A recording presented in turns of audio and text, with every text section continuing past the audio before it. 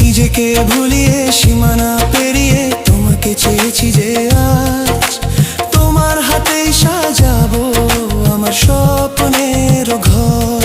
আমি তোমার প্রেমে পড়ে দুনিয়া ভুলে গেছি।